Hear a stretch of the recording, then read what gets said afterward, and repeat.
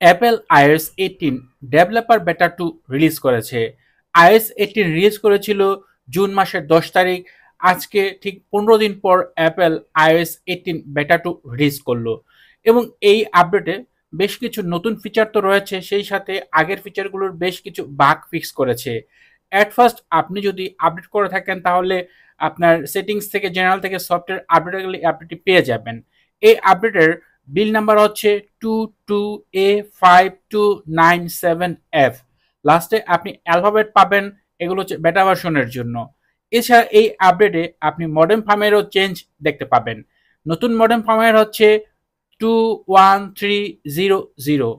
আর modem firmware change হওয়ার কারণে আপনার ফোনে যদি iOS 18 ব্যবহার করে থাকেন এবং সেই ক্ষেত্রে কানেক্টিং জনিত কোনো প্রবলেম থাকে, সেটা এয়ারড্রপ হোক, ওয়াইফাই হোক, মোবাইল ডেটা হোক, ব্লুটুথ হোক বা আপনার পার্সোনাল হটস্পট জাতীয় কোনো যদি ত্রুটি থাকে, সেটা এই আপডেটে ফিক্স হয়ে গিয়েছে। তাই আপনি নিশ্চিন্তে আপনার কানেক্টিং জনিত সব ধরনের সমস্যার সমাধান আপনি এই আপডেটে পেয়ে যাবেন।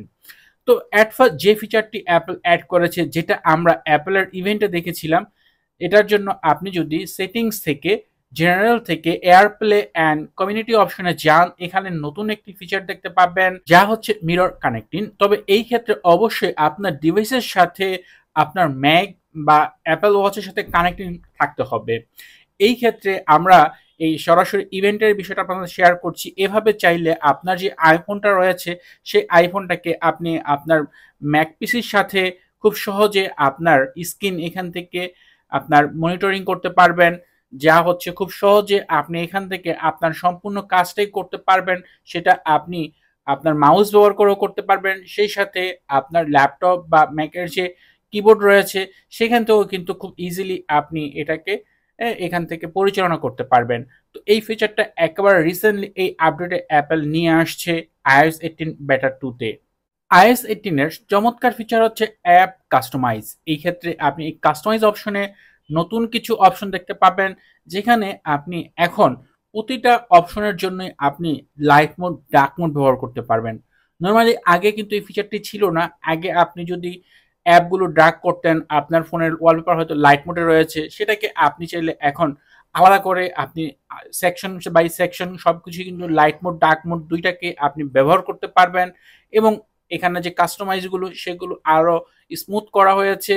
আপনি খুব সহজেই কিন্তু এখন আপনার আইফোনের এই যে আইকনগুলো, এগুলো এক এক কালারে চেঞ্জ করতে পারবেন। তো এই ক্ষেত্রে একটু বাগ দেখা যাচ্ছে।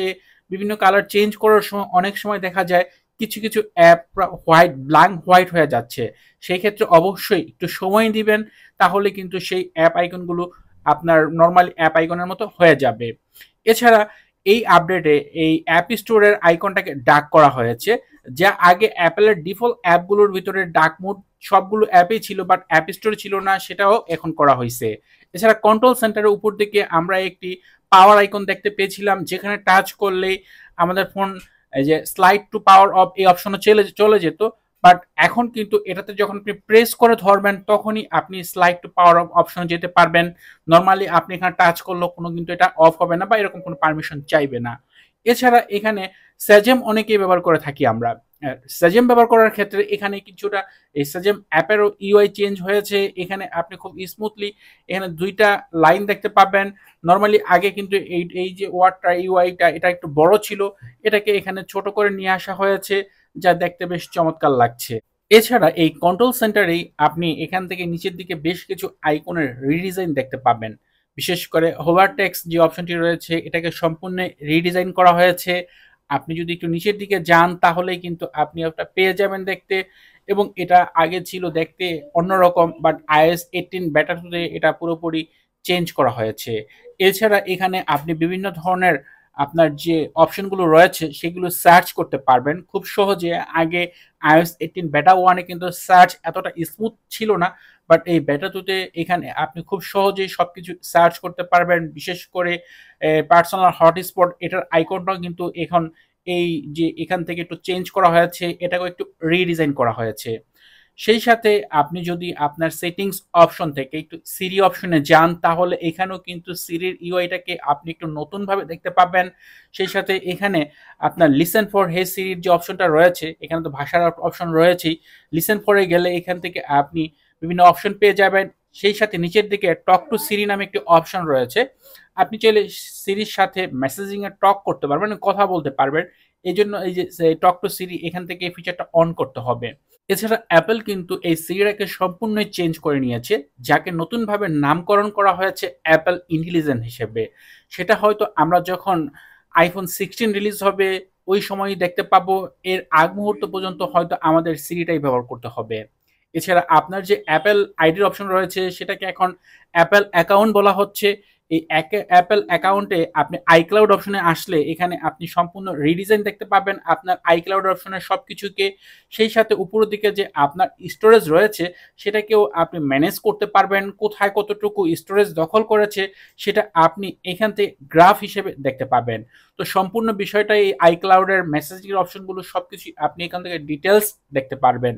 এছাড়া আপনি যদি সেটিংস থেকে ফেস আইডি অ্যান্ড পাসকোড অপশনে যান, এখানে আপনার ফেস আইডির যে আইকন রয়েছে এটাকে রিডিজাইন হিসেবে দেখতে পাবেন। নতুন একটি আইকন এখানে অ্যাড করেছে অ্যাপেল। এছাড়া ফটোস অ্যালবামে যদি যান তাহলে এখানে যে অ্যারো রয়েছে এটাকে ক্লিক করলে ভিউ অপশনে ক্লিক করবেন। এখানে আপনি নতুন একটি অপশন দেখতে পাবেন যা আপনার আগের iOS 18 এর ভিতরে ছিল না। এখন থেকে আপনি শেয়ারের অপশন পেয়ে যাবেন। সেই সাথে আপনার যে আইক্লাউডের শেয়ার অপশন সেটা তো রয়েছেই। এছাড়া লক স্ক্রিনে আপনি এখন আপনার যে আইকনগুলো রয়েছে, টস আইকন, ক্যামেরা আইকন, এগুলোর পরিবর্তে তো আমরা অনেক ধরনের আইকন ব্যবহার করার সুযোগ পাচ্ছি এই কন্ট্রোল সেন্টারের। বাট এখন থেকে আপনি এখানে একটা অপশন রয়েছে, সেটা হচ্ছে শর্টকাটের মাধ্যমে যে কোনো অ্যাপ ওপেন করার। এই ফিচারটাও কিন্তু অ্যাপেল বলছে যে এটা এখন ওয়ার্ক করছে, মানে কাজ করছে। কিন্তু যখন আমি এটা ব্যবহার করার জন্য ট্রাই করেছি এটা কিন্তু কাজ করছে না। হয়তো এখানে কিছু বাগ রয়ে গেছে। হয়তো সামনে যখন এটার পরবর্তী আপডেট আসবে তখন হয়তো বা আমরা এটা দেখতে পাবো। বাট রিসেন্টলি এই আপডেটেই কিন্তু কিছু কিছু ডিভাইসে এটা কাজ করছে। বাট আমার আইফোন 15 প্রোতে কিন্তু এই ফিচারটা কোনোভাবেই কিন্তু ওয়ার্ক করছে না। দেখা যাচ্ছে এখানে নর্মালি এই ওপেন অ্যাপে ক্লিক করলেই কিন্তু আমি কোন অ্যাপটা ওপেন করতে চাই সেটা অটোমেটিকলি চলে আসার কথা এই ডিসপ্লেতে। আমি সেখান থেকে অ্যাপগুলো সিলেক্ট করতে পারবো। এরপর সেই অ্যাপটি এখান থেকে লক স্ক্রিন থেকেই কিন্তু অ্যাক্সেস করতে পারবো বা আমি ওপেন করতে পারবো। তো এই ফিচারটা নিয়ে আসছে, এটা খুব ইউজফুল ফিচার। বাট এই ক্ষেত্রে কিন্তু এই দেখা যাচ্ছে এই ডিভাইসে এটা কাজ করছে না। এছাড়া উইজেট অপশনে একটা চেঞ্জ নিয়ে আসছে অ্যাপেল এই আপডেটের মাধ্যমে। আপনি যদি উইজেট অপশনে যান, এখানে যে ফটো উইজেট রয়েছে এটা যদি অ্যাড করেন তাহলে এখানে আপনি আগে মোট 3টা অপশন পেতেন। এখন এর পাশাপাশি আরো নতুন 3টা অপশন দেখতে পাবেন যেগুলো অ্যালবাম ফিচার হিসেবে পরিচিত হবে। আপনি চাইলে সেই ফিচারগুলো ব্যবহার করতে পারেন।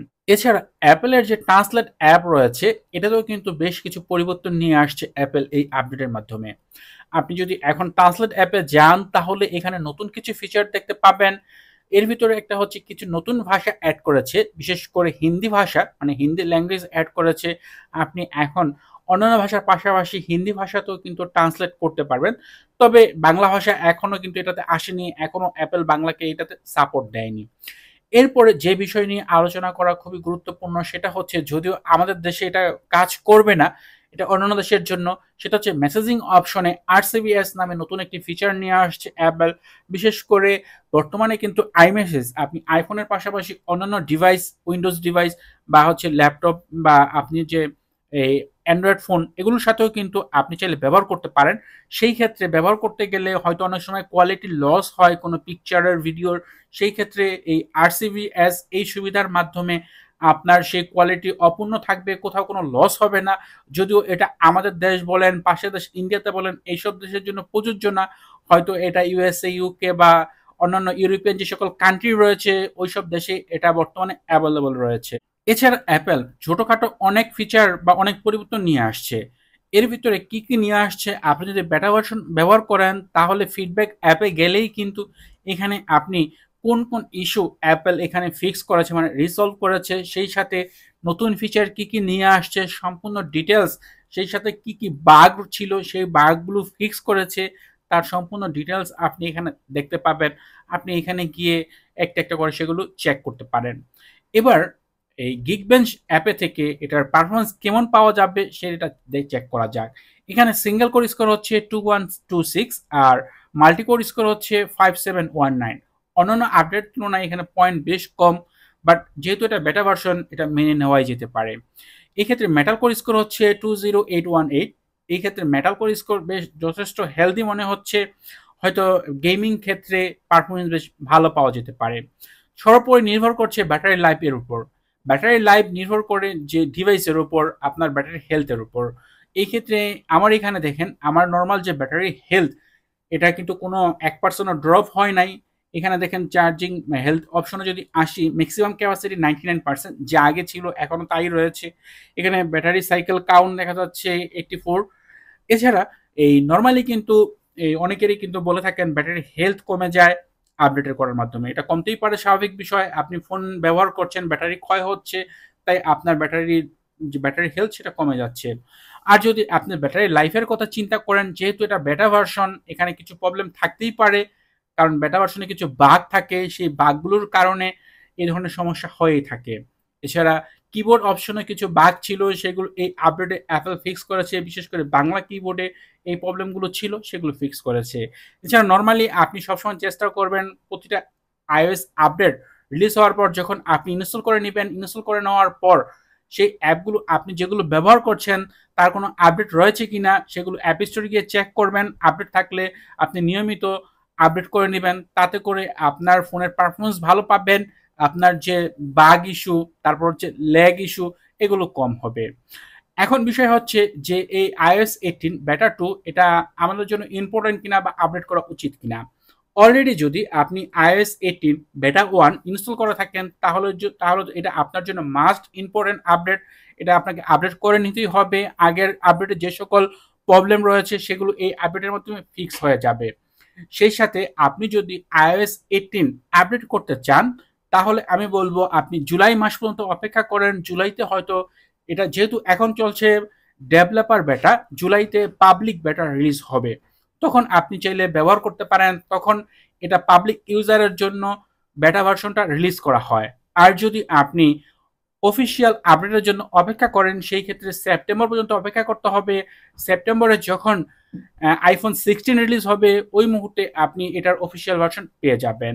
তো এই ছিল ভিডিও। আশা করি ভিডিওটি আপনাদের জন্য উপকারী হবে। ভিডিওটি ভালো লাগলে ভিডিওতে লাইক দিবেন, কমেন্ট করবেন। চ্যানেলটি সাবস্ক্রাইব না করা থাকলে নিয়মিত আইফোন রিলেটেড ভিডিও দেখার জন্য চ্যানেলটি সাবস্ক্রাইব করে নেবেন। কথা হবে পরের ভিডিওতে। সে পর্যন্ত ভালো থাকুন, সুস্থ থাকুন। আল্লাহ হাফেজ।